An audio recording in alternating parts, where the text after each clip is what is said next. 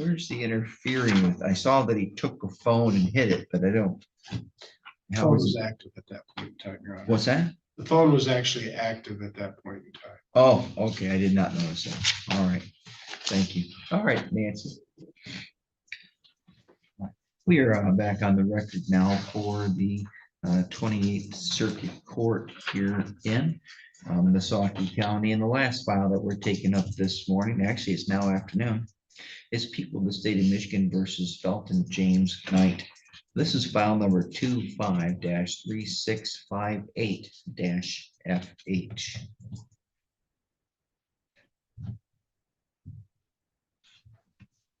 One moment.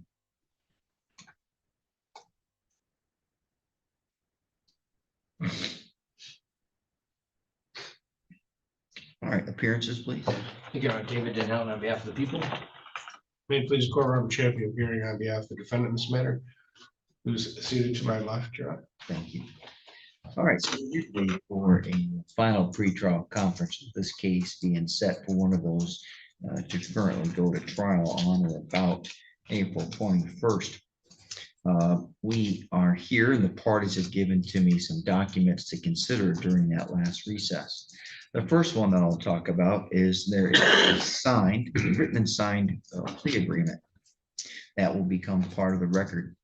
In it, the defendant has, the parties agreed the defendant will plead no contest to count 3, which is a charge of domestic violence. And he will plead no contest to a count 6 for interfering with electronic communication device. In exchange for that plea, the remaining counts will be dismissed. Also, there is an agreement, a Killebrew Agreement, I assume, Mr. Denham, is that right? Respect to count 6. Yes, Yep. There's a Killebrew Agreement as to count 6 that be placed on a delay of sentence for up to a year with requirements of successful mental health counseling, not to violate any of the no contact orders and no further criminal activity. And then if he's successful at the end of that delay, count 6 would be dismissed. Is that a correct statement, Mr. Denham? yes, sir. All right, Mr. Champion. It is, Your Honor. Have I missed any terms? You have my, Your Honor. Mr. Champion, because it's a case involving domestic violence, have you spoken about the offer with the victim in the file? Me, yes. I'm sorry, if I didn't say that, I meant Mr. Denham. I think it's Mr. Champion, but yes, our office has spoken with her, Your Honor. All right, thank you very much. And was she in support of it, or not that it necessarily matters, but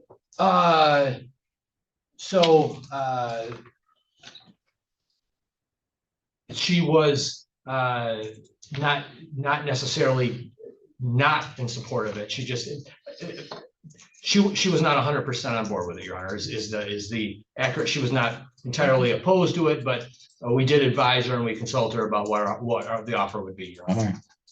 All right. All right, Mr. Knight, is that how you wish to resolve this case today? Yes, Your Honor. You may remain seated. Please raise your right hand. Do you swear or affirm that the information and testimony you're about to provide shall be the truth, the whole truth, and nothing but the truth? Yes, Your Honor. You may lower your hand. Mr. Knight, looking back on December 7th of 2025, were you on probation or parole at that time? No, Your Honor. Were you on bond pending any felony charges at that time? No, Your Honor. Okay. Now, you have entered into a pretrial agreement, and I'm going to hold that up here for you. And it appears to have your signature on page 2. Is that your signature on page 2? Yes, Your Honor. Now, before you sign this, had you talked to with Mr. Champion about all the terms and elements of this pretrial agreement? Yes, Your Honor. Have you talked to him about your options of going to trial, what can happen there, things like that? Yes, Your Honor. And have you gone over the evidence with him as well? Yes, Your Honor. Has he been available to you to answer all your questions? Yes, Your Honor. All right, and he's talked to you about what this pretrial agreement means. Yes, Your Honor. And are you satisfied thus far with his advice? Yes, Your All Honor. right.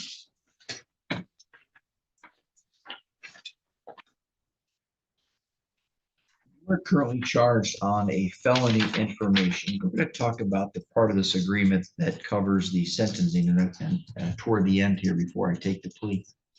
But you are currently charged on the felony information with unlawful imprisonment, which is a felony punishable by up to 15 years and or $20,000. I'm told that count will be dismissed. Count 2 is assault with intent to do great bodily harm or by strangulation.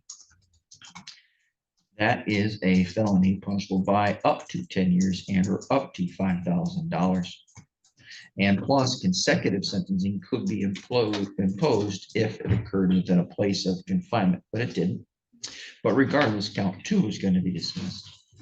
Count 3 is a charge of domestic violence involving an assault and battery against, looks like an ex-girlfriend whose name is Lauren.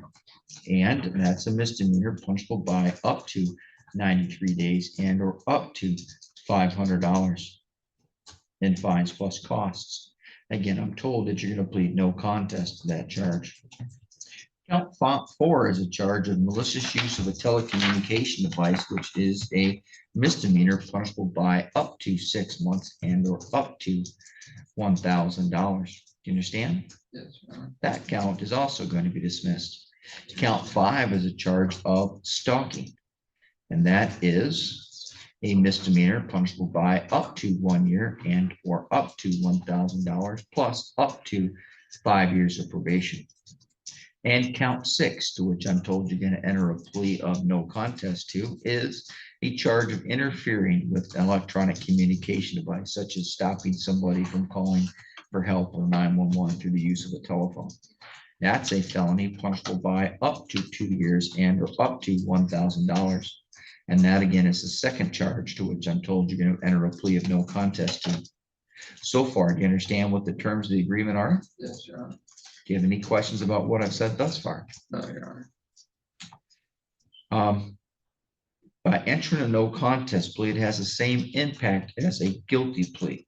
Instead of requiring you, however, to recite a factual basis, I'm going to look at a police report. And I can also look at the transcript that's contained in this file. Wait, yeah, there's a transcript. And that transcript is from the preliminary examination held before the Honorable Melissa J. Ransom for the 84th District Court. And I can base all my findings on those items. Do you understand? Yes, Your Honor. Now, I can take a no contest plea in a couple certain circumstances. One of them is if a person just doesn't remember, maybe they were intoxicated or under the influence of some substance. Or another would be a potential civil liability, which is what I'm being told here. That means that you could be sued for any injuries caused to the other person. Do you understand that? Yes, Your Honor. Okay. Now, what's really important here is understand that when somebody enters a no contest plea, and I consider something such as a police report or a preliminary exam transcript, you can't come back and later argue that it's not true. Okay? Yes, Your Honor. So when we come back for sentencing, I can make findings of fact on what's called a preponderance of the evidence. See, anytime someone comes to the court and asks for something, there's a burden of proof or a standard. And that standard, as we know, for criminal cases is proof beyond a reasonable doubt.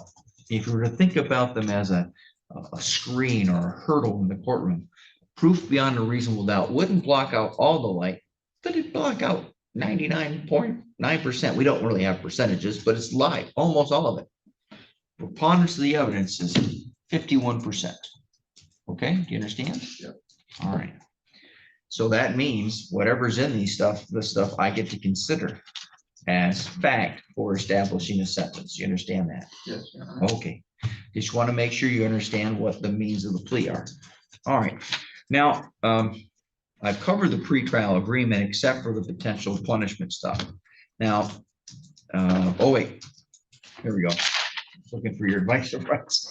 If you enter a plea of no contest, and I accept that plea, you're not going to have any trial. Does that make sense, sir? Yes, Your Honor.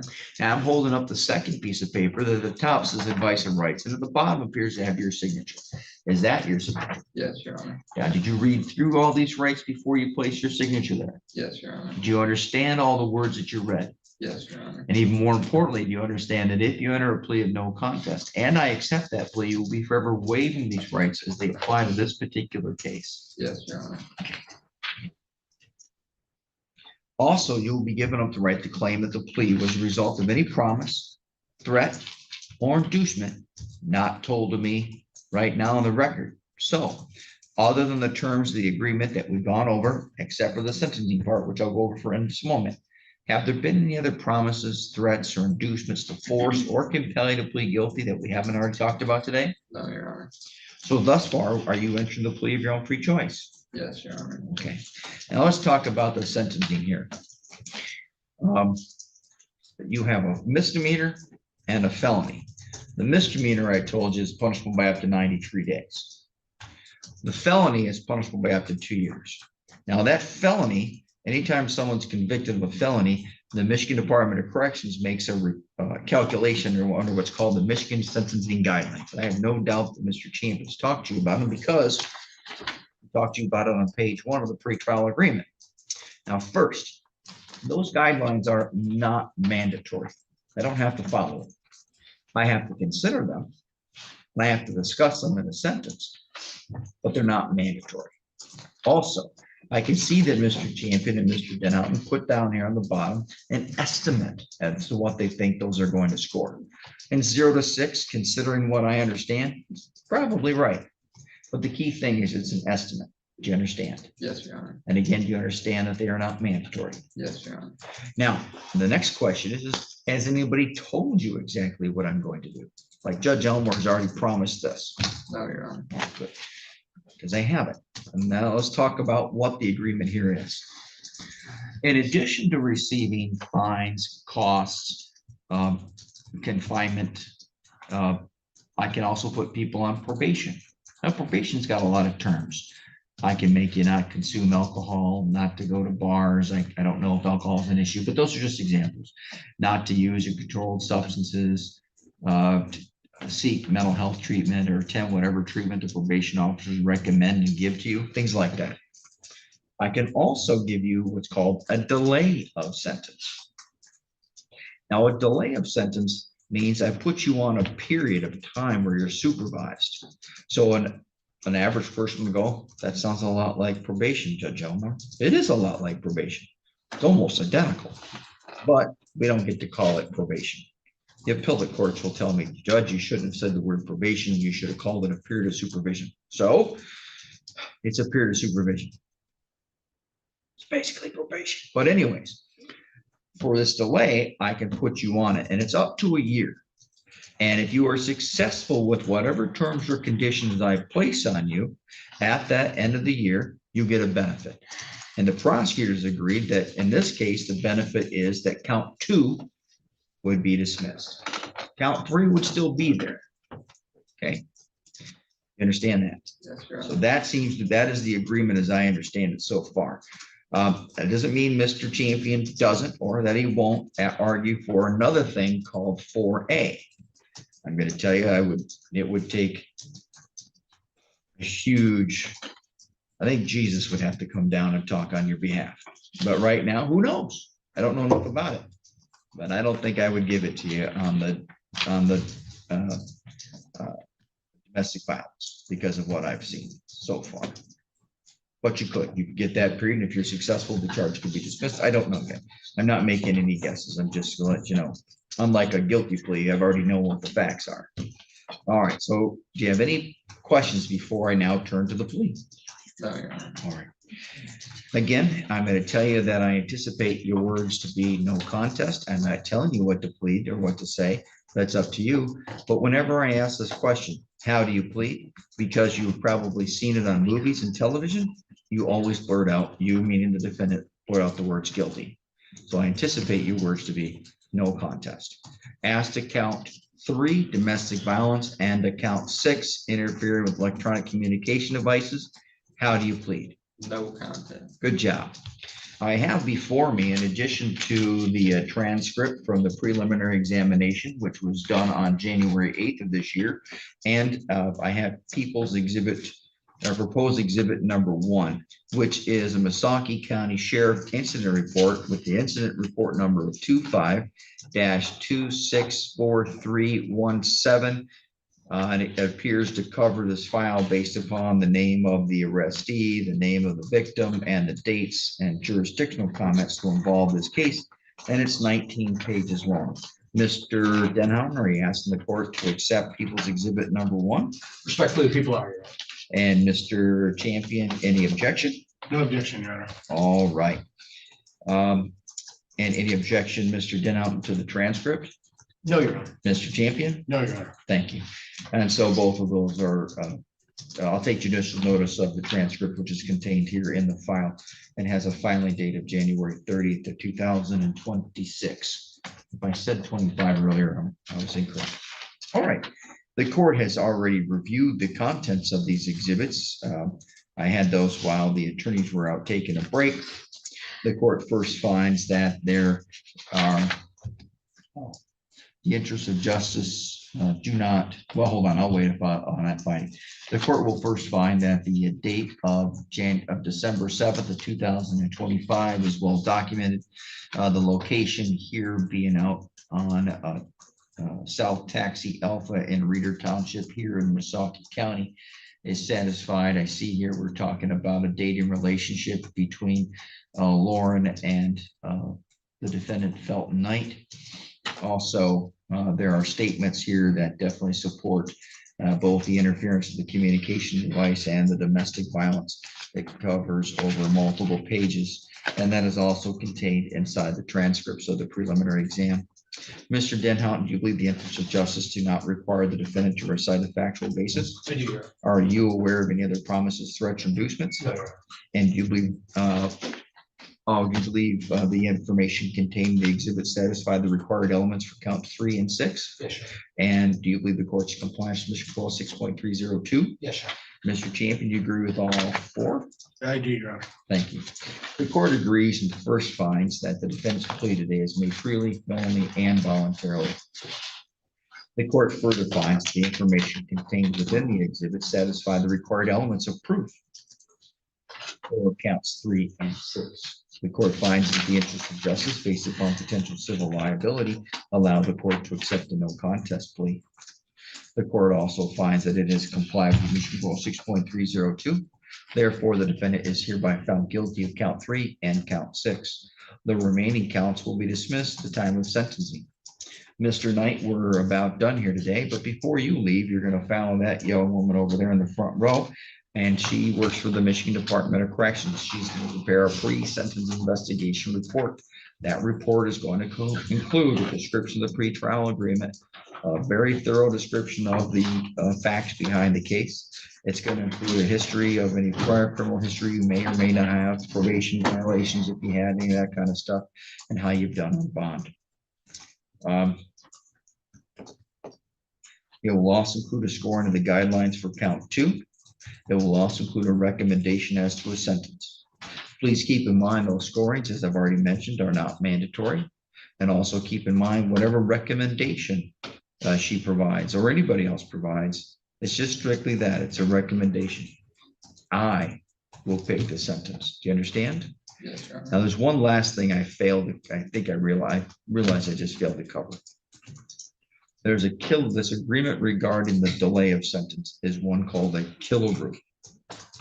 Killebrew is just a name we use from an appellate case. It's kind of like how we use the word Miranda from Miranda versus Arizona in the 60s to talk about Miranda rights. Killebrew is a case that says that you can enter this plea with an agreement as to the sentence with the prosecutor, but the judge isn't part of that agreement yet. The judge doesn't know you from anybody, so therefore, why would I agree to a sentence, right? Now, if I don't go along with this agreement and place you on the delay for the count 6, you would have that time to withdraw your plea to the entire plea and come back to the same stage and have the case set for trial, okay? Yes. So that means if I come back next time and I say, nope, I give him, I'm just gonna come up with a random number. I give him 100 days in jail and I don't put him on a delay. You have the right to go, whoa, whoa, judge, I want to withdraw my plea. And then I go, whoa, whoa, whoa, okay.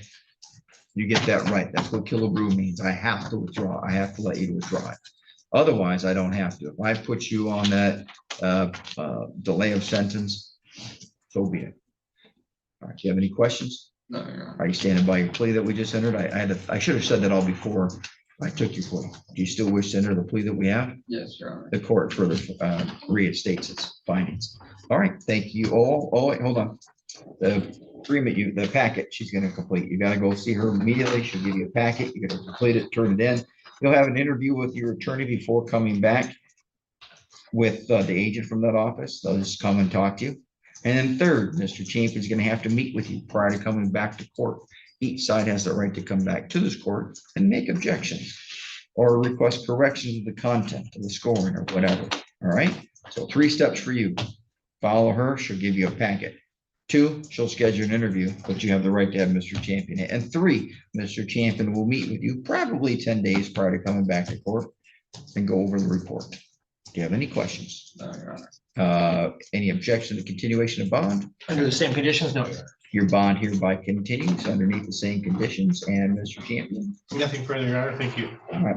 While I don't have any reason, and don't take this as any insult, I don't have any reason to think you won't comply, but you want to comply. You You've do been not doing a want great to. job, Your Honor. I'm not saying, I'm just, well, then take it as a reward. Do not violate your bond, because then you'll give me reasonable grounds to give you a punishment you may not like. Thank you very much.